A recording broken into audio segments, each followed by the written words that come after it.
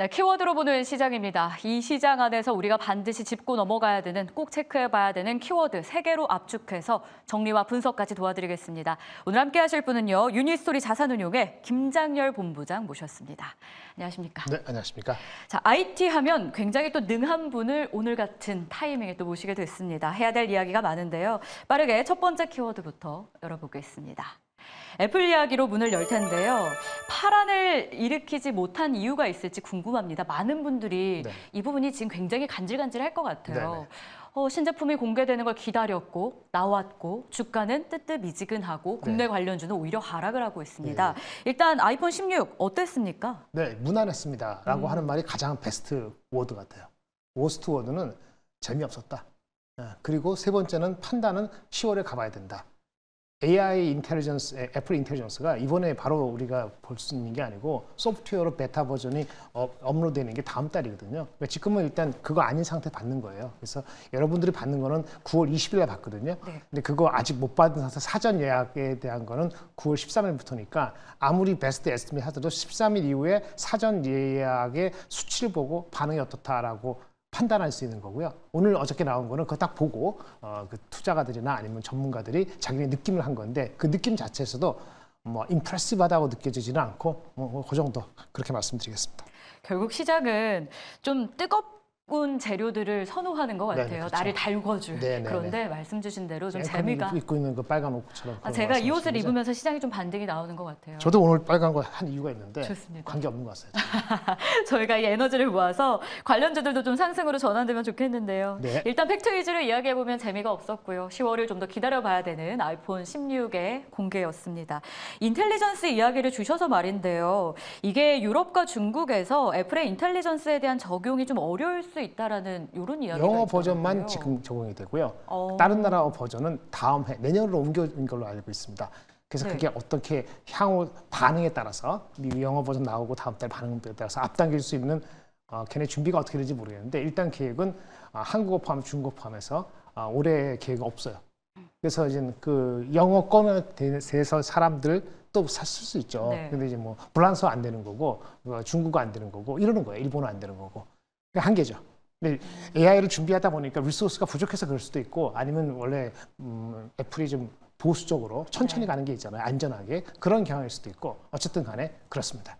아쉬운 거죠. 그러면 이게 변수로 주가에도 좀 작용될 가능성이 있는 거죠? 긍정적인 변수는 당연히 아닙니다. 근데 그렇다고 해서 안전하게 가는 것이 꼭 나쁜 거는 아니기 때문에 주가 반응을 오늘 하루만 가지고 할 수는 없고 과거에도 보면은 애플이 이번에는 애플 인텔리전스가 있어서 기대가 혹시 있었다면 조금 실망할 수 있겠습니다만은 과거에도 반응은 한 달 정도 지난 다음에 실제 넘버가 보면서 확인된 게 있었기 때문에 오늘 그렇다 해가지고 덜하다 해가지고 계속 덜할 것이냐 몸이 건조할 것이냐 이거는 그렇게 단정 지을 수도 없습니다. 아직은요. 애플이 좀 천천히 가고 보수적이고 안정적인 흐름을 보인다라는 코멘트를 들어보니까 그러면 뜨뜻미지근했던 이 간밤의 주가 우려할 정도는 아니다. 이렇게 연결지어도 걔네 될까요? 애플 주가는 우려할 정도는 아닌데 문제는 거기에 관련되는 서플라이 체인의 주식들은 네. 미리 민감하게 올랐으면 빠질 가능성이 있고 빠진 이유가 애플에 관계없고 매크로 경기 둔화에 대한 우려 때문에 빠졌으면 좀 억울한 면이 있고 섞여 있는 거가 될 수 있다고 보여집니다. 애플 주가 자체는 폭락하거나 그럴 것 같지는 않습니다. 단기적으로. 예. 그러면 애플에 영향을 많이 받는 국내 관련주들 네. 오늘 하락은 좀 어떻게 보고 계세요? 그 여러 가지가 있는데요. 애플이 지금 단가를 올렸으면 더 좋았을 수 있어요. 네. 왜냐하면 단가가 올리는 것이 원래 잠깐 소문이 난 것이 AI 기능을 지나가면서 메모리가 높아지니까 단가를 올린다. 뭐 사실은 그게 별 중요하지는 않는데 지금 얘기하시려는 그 부품주들 그런 부품들은 애플의 단가 올렸을 때 그 이유가 반도체 메모리 단가 때문에 올리는 거지 걔네 부품값을 올려주고 하는 건 아니거든요. 그래서 사실은 애플이 이 뉴스가 나와서 엄청 잘 팔린다. 9천만 대 예상하고 있는데 작년에 8,500만 대니까 한 5% 늘어나는 거 그 이상의 포캐스트가 나왔으면 모르겠는데 그렇게까지 나오기는 누구도 그렇게 예측을 지금 할 수는 없거든요. 그러면 약간 설익은 기대였다라고 말씀을 드릴 수 있겠고 주가 빠진 건 아마 애플 말고도 경기 침체 그다음에 우리나라에서 대형주 말고 지금 소형주가 잘 안 가지 않습니까? 네. 그런 거에 대한 좀 아쉬운 게 주식의 수급적으로 받쳐지지 못하는 상황도 분명히 연결이 돼 있다라고 볼 수 있겠습니다. 그럼 애플의 이 아이폰 16을 믿고 보유하고 계셨던 분들에게 좀 조언을 해주신다면요? 파는 게 낫죠. 팔자. 예. 지금 급락장에서도 팔아도 돼요? 아니면 오늘 좀 급락 아닌데요. 급락까지는 아니지만 하락? 네네네. 일단은 이제 다른 얘기 하려면 나중에 나오는데 삼성전자가 빠진 이유가 그게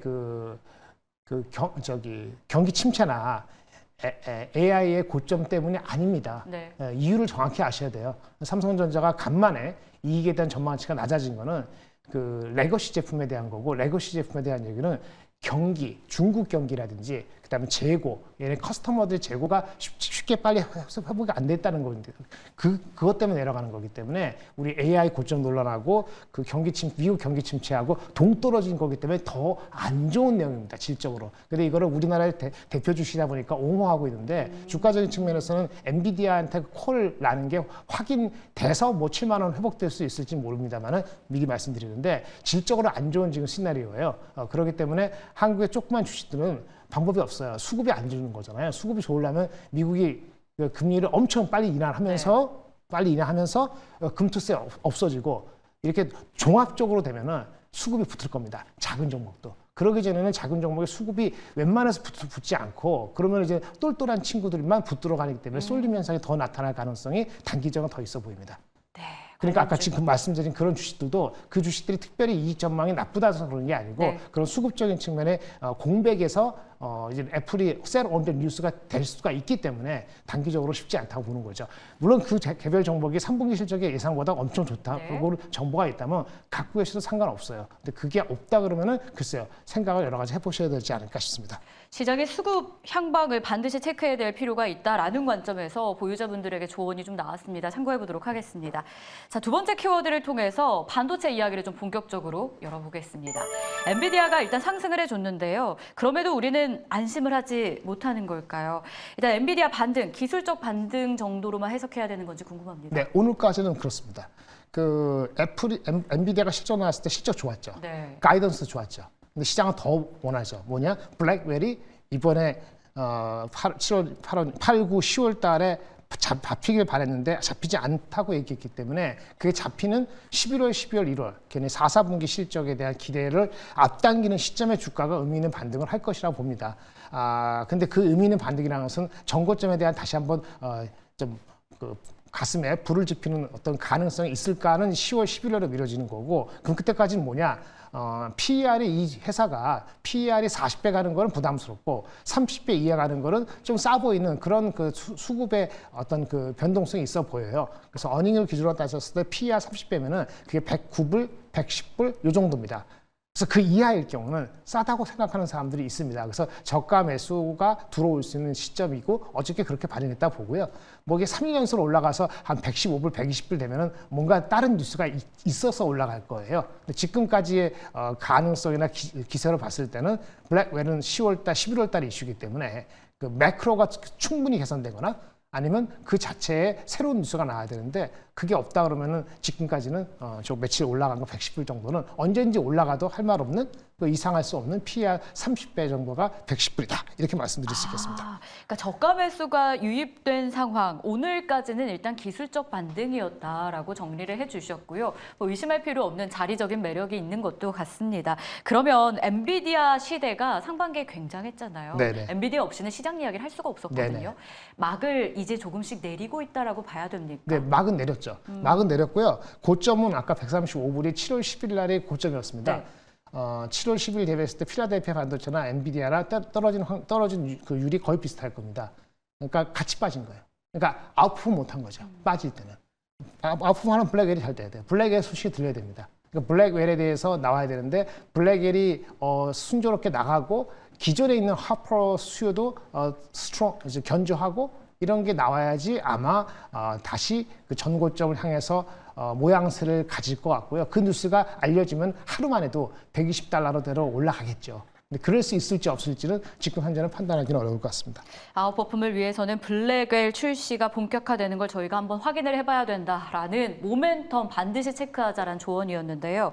한 가지만 더 볼게요. AI PC 공급이 지연될 가능성이 좀 언급이 되고 있더라고요. 그 배경에 NPU 생산 지연이 꼽히고 있는데요. NPC? 이 생산 지연 배경 저희가 어떻게 봐야 되겠습니까? 그거 저기 엔비디아가 아닌 거 혹시 그 화웨이 아닌가 싶은 생각이 네. 드는데 그 누가 됐든 간에 AI에 들어가는 그 GPU죠. 그게 휴대폰 말고는 그 GPU라고 그러고 휴대폰에 들어가는 AP라고 그러는데 화웨이도 뭔가 생산한다 그러고 삼성도 뭐 한다 네. 그러고 엔비디아도 뭐 한다 할 때 생산을 할 수 있는 실제 생산은 삼성이나 아니면 그 TSMC가 생산을 해야 되거든요. 거기 준비가 덜 돼 있으면은 실제 원하는 생산만큼 안 될 수 있다. 뭐 그런 얘기를 하는 것 같은데요. 이래저래 TSMC를 바라봐야 되는 입장이 되는데 네. TSMC 실적이나 아니면 매출 준비는 별 이상이 없기 때문에 큰 이슈는 아닐 거라 보고요. 만약 지금 말씀하신 그것이 화웨이 관련돼서 애플리케이션 프로세서 AP라 그러면은 예, 그거는 좀 체크를 해보실 필요가 있을 것 같습니다. 알겠습니다. 삼성전자 이야기로 마무리를 좀 지어보겠습니다. 주가 전망을 해봐야 될 것 같은데요. 6만 전자로 회귀했는데 좀 다시 벗어날 수 있을지 벗어나기 위해서는 어떤 모멘텀이 필요할지요? 네, 두 가지가 필요합니다. 엔비디아의 HBM3E 12단 통과 소식이 하나 필요하고요. 그다음에 레거시 제품, 레거시랑은 일반 PC, 일반 휴대폰에 대한 반도체에서의 가격의 저항을 좀 받고 있다고 하기 때문에 그 가격 저항이 가격 하락까지 반전하지 않는다는 좀 믿음이 필요할 것 같고요. 그거는 이제 삼성전자가 스스로 얘기하는 게 아니니까 이번 9월 27일 발표되는 마이크론 실적 8월까지 반영되는 마이크론에서의 코멘트가 삼성전자나 하이닉스의 레거시 쪽에 대한 코멘트로서 주의 깊게 바라보셔야 될 것 같고요. 희망컨대는 그때 지금의 그 일반 레거시 제품에 대한 수요가 좀 부진한 것보다도 일시적인 거다 이런 얘기가 나온다면은 반전 상승할 수 있는데요.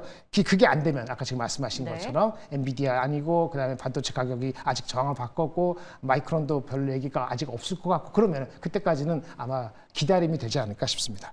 좋습니다.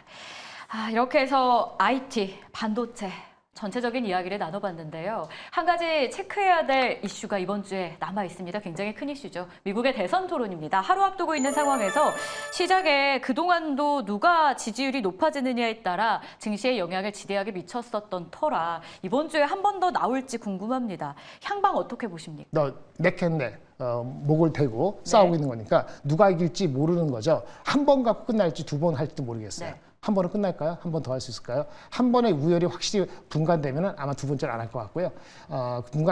분간이 이제 되면은 이제 안 할 것 같고 안 되면은 이제 한 번 더 할 것 같은데 어쨌든 넥앤넥이라는 상황에서는 알 수 없습니다. 이래 알 수 없을 때는 관계없는 주식이 좋아요. 트럼프가 되면은 그러니까 해리스가 되면 친환경이 좋고 트럼프가 되면 금융이 좋고 이런 거잖아요. 관계없는 거는 화장품, 제약, 바이오 섹터입니다.